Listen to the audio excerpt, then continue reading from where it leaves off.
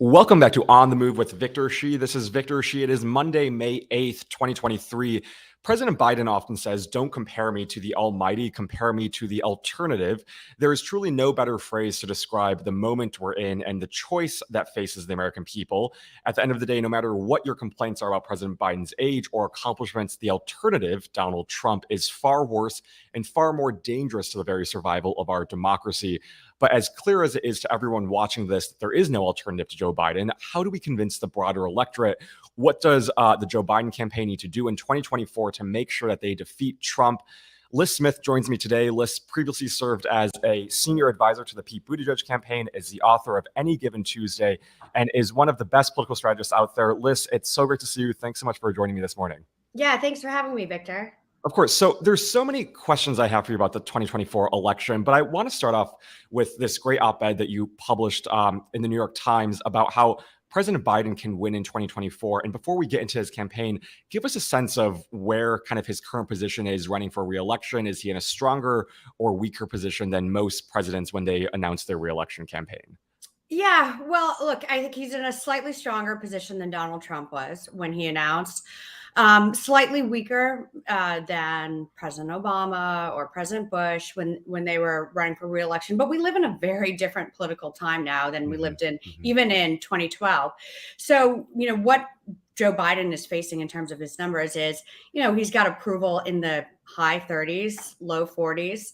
And, as I mentioned in my op-ed, even a majority of Democrats think that they would like to see another Democrat other than Joe Biden run. So on paper, his numbers look fairly weak and like he is pretty beatable.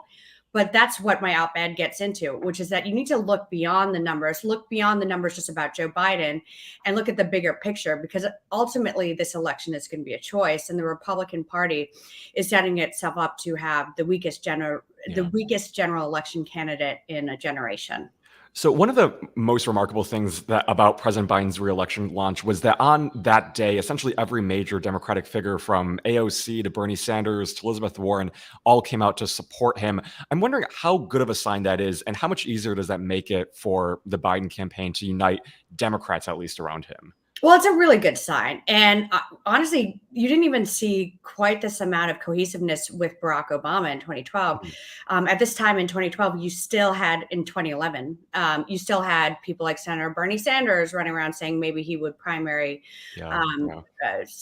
President Obama. You don't have that this time around. There's a lot more unity behind the president. And right now you only have two candidates, Marianne Williamson, RFK Jr., who are both espouse some fringy views. So I think it's really good that Joe Biden has been able to unite the party, not only for, being able to say, oh, I have all these people's endorsements, but it also signals that he's someone who has been able to get a lot done as president. He's someone who is able to bring moderates and progressives and older Democrats and younger Democrats into the fold. And I think that's really great, because there were a lot of Democrats like AOC, like Pramila Jayapal, who had been somewhat skeptical and have said, even I'm surprised by how much he's been able to get done.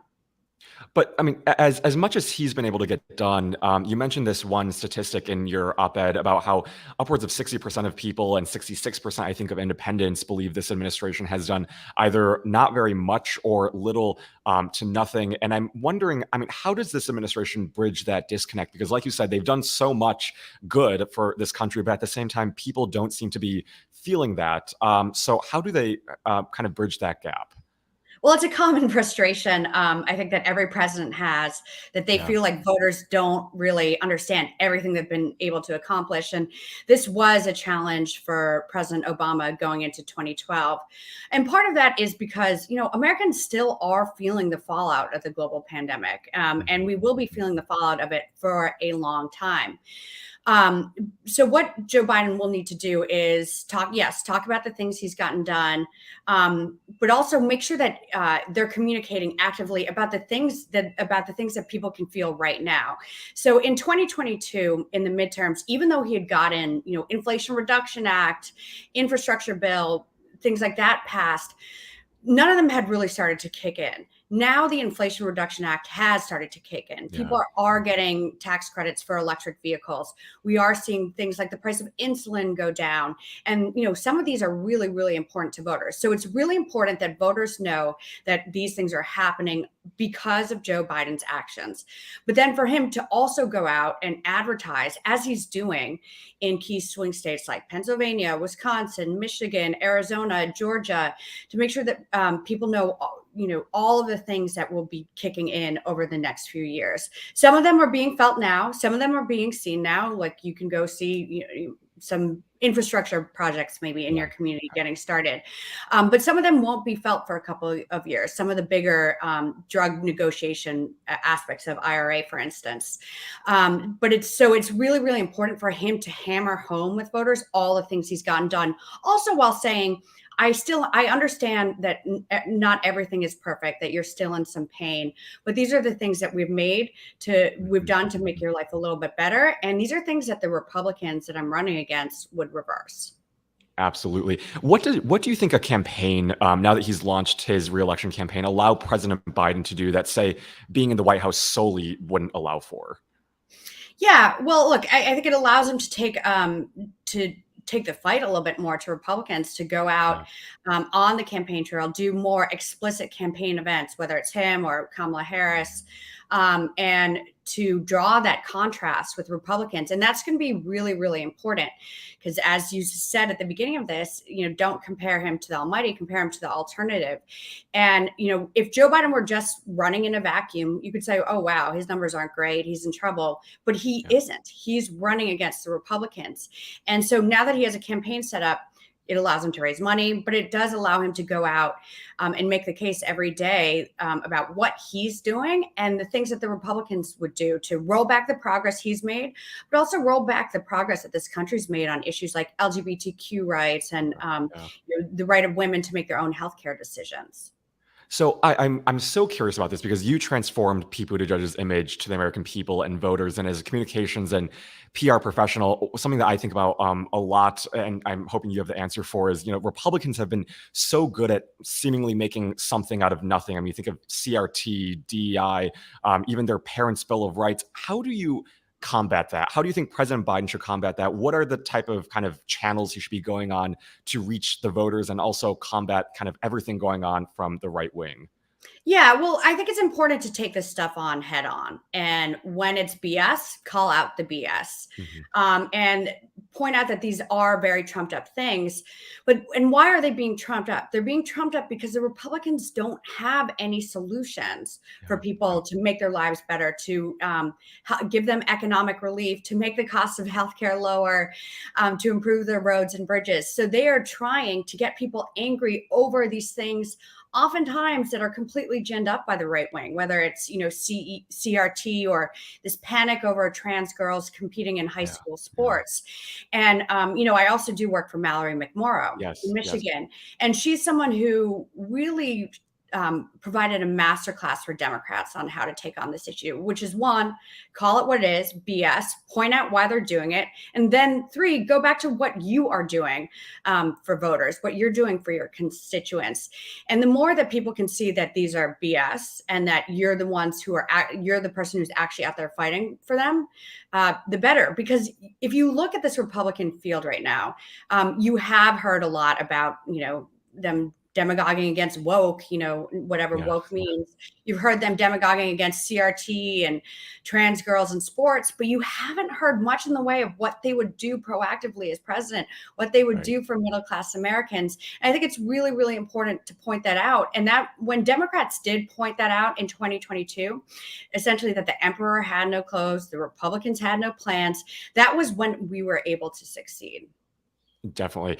Well, I want to move beyond the presidency down to down ballot races because, like you said, you're with Mallory McMorrow, who is so good, who is so effective.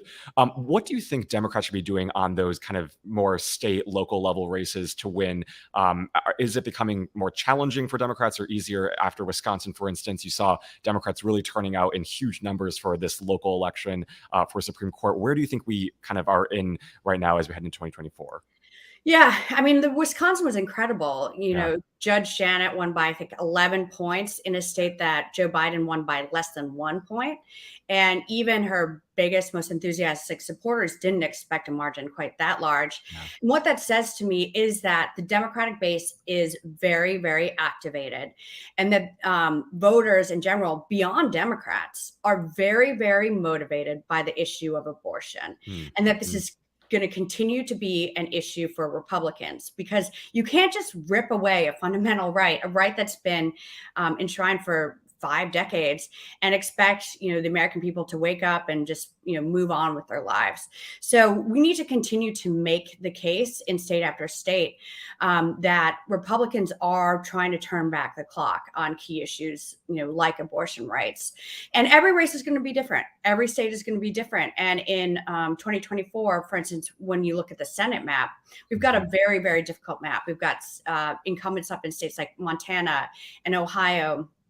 And I think what they can do is look to, candidates like Mark Kelly, like Raphael Warnock in 2022, who were able to create some distance with the national party.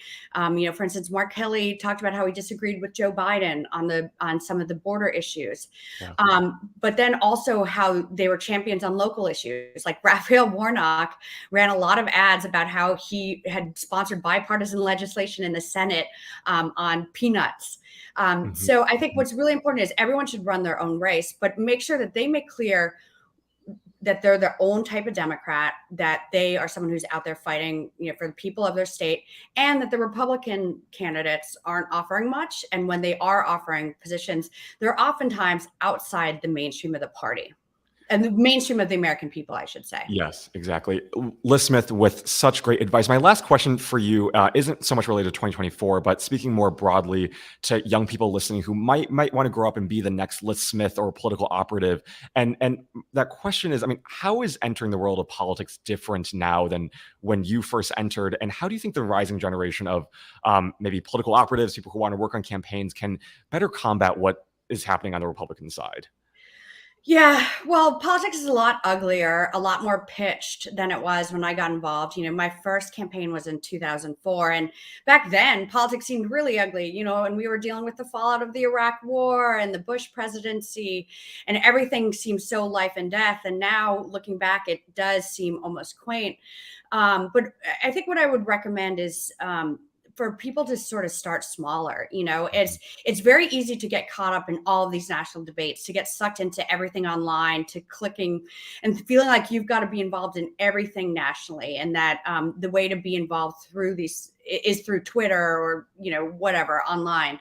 And I think it's still really, really important to go out, do stuff in person, meet like-minded people in your community, go volunteer for your local state party, your local county party, a local city council official. Because as much as national politics is toxic and really doesn't work for people, local politics still does to a large extent, at least for now. And so I think that one way to sort of avoid the disillusionment that a lot of people have with national politics is to stay local, to start local and go from there, because the local officials still have a huge impact on your life, and you'll get a lot more experience on local races than you will on national races. And I think that getting involved in the process on that level can restore some of your faith in it.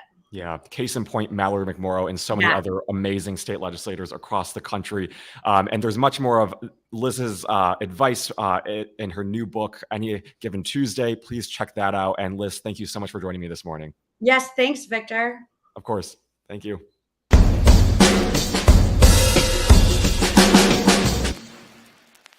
Well, Liz is truly amazing. For those of us who followed her, she is someone who truly transformed the Pete Buttigieg campaign and offers just such clear and persuasive advice for Democrats as they head into 2024 election. So please pay attention to her. Well, whenever she talks, it's someone who I listen to always, and she offers great advice. And I think, just like she said, for Democrats heading to 2024, whether you're running for Joe Biden, whether you're down ballot, you really have to make sure that you offer your own campaign, you offer your own reason for why you're running. That's so important. And then for all of us to really do the work necessary, find a local campaign that you're interested in, find your local state legislator, your local county official, and get involved in that way. And I think that's really amazing advice.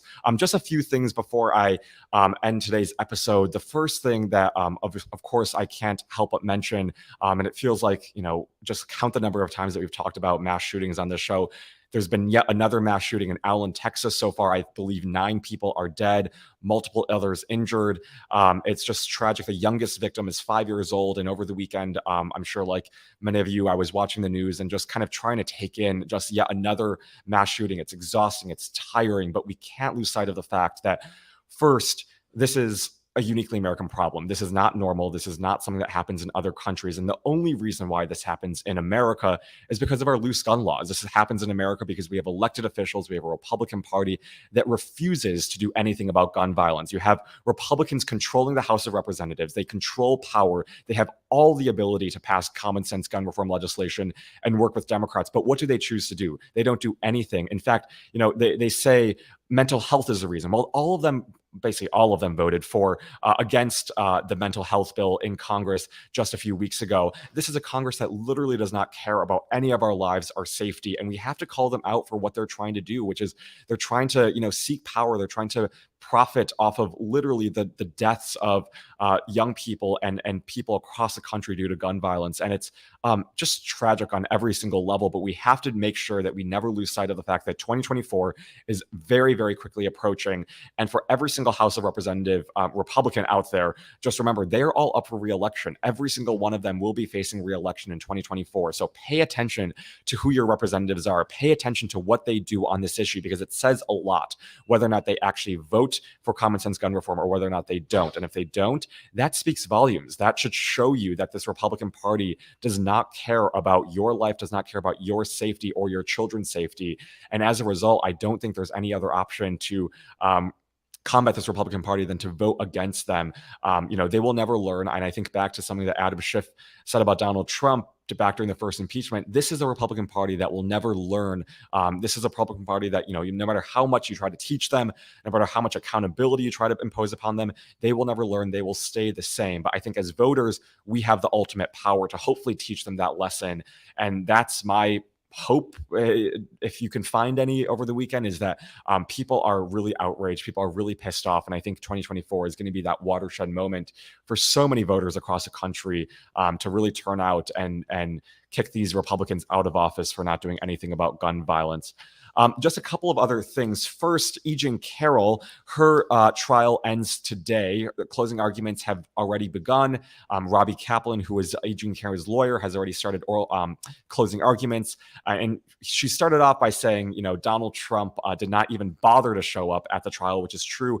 The judge, Judge Kaplan, gave him a deadline of 5 p.m. Eastern yesterday to show up in trial and testify, but he did not make any motion. He said that he would, last week he said that he would fly back from his golf course and testify in the E. Jean Carroll case, but that didn't happen, and he did not show up, which is basically this judge calling out first Trump's bluff, but also begs the question of what does Trump have to hide? If really Trump wasn't afraid of the truth or the facts, he would have come and testified. But there is something that I'm sure he knows that he does not want the American people to know. So, very interesting on that end. And I think we'll all be watching what happens. There's some rumors that maybe today is the day that Trump or that the jury will come down with a verdict. We'll see, but I will keep you all updated on my Twitter page and follow Adam Klansfeld, who I think is on Twitter. He's providing real-time updates from inside the courtroom and doing a great job at that. So follow him, and I know we will all be watching this very closely.